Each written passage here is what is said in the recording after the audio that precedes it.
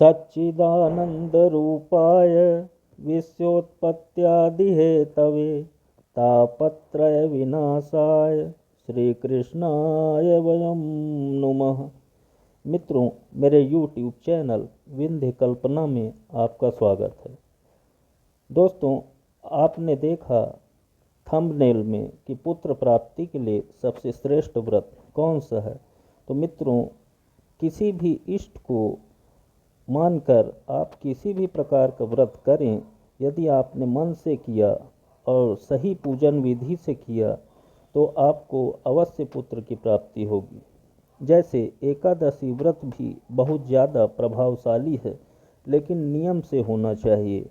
ऐसे ही एक व्रत का वर्णन मैं आपके सामने कर रहा हूँ, जो ऋषि कश्यप ने माता अदिति को बताया था, जिसका नाम है पयोव्रत।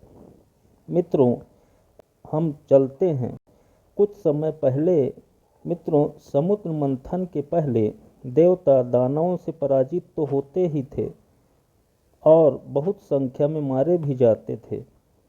वो तो भला किया भगवान नारायण ने, जिन्होंने समुद्र मंथन कराया और मंथन से निकले अमृत का पान करने के बाद देवता मृत्यु से बच जाते थे।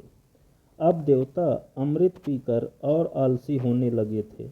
राजा बलि ने शुक्राचार्य के चरणों में विनम्र विनती करते हुए कहा, गुरुदेव, देवता अब अमृत पीने के बाद अमर हो गए हैं, इन्हें मारा नहीं जा सकता।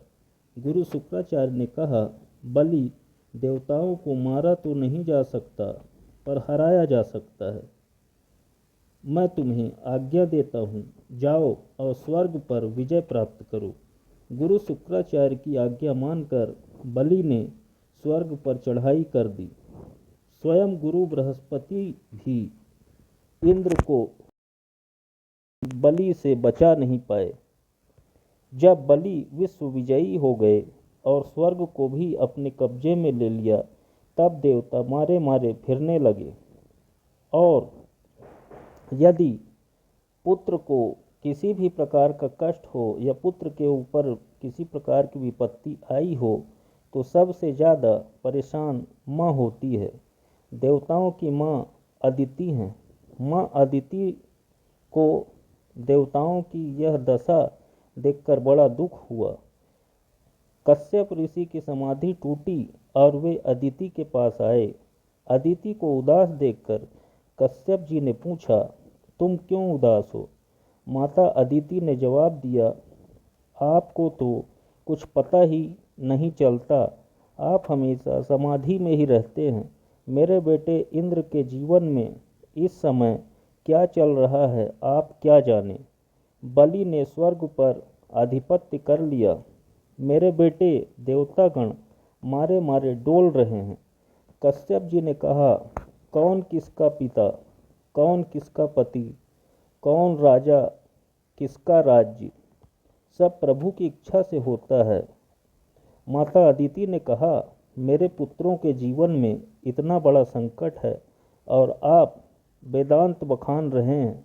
माता अदिति ने कहा, मैं युद्ध नहीं चाहती, मैं तो चाहती हूँ कि मेरे ऐसा कोई पुत्र हो जाए जो मेरे बेटों का राज्य राजी खुशी लाकर उन्हें दे दे, युद्ध नहीं।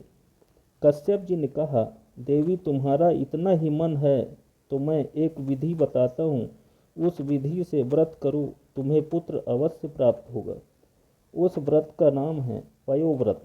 फाल्गुनश्च मले पक्षे द्वादशाहम पयोव्रत अर्चयेदरविंदाक्षम भक्त्या परम यान्वितः।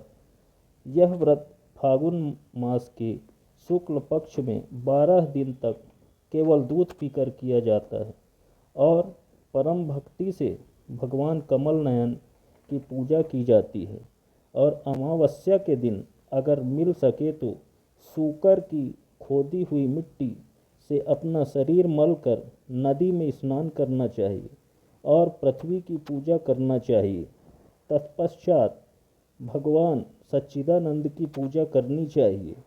साथ ही 12 अक्षर मंत्र ओम नमो भगवते वासुदेवाय का निरंतर जाप करना चाहिए।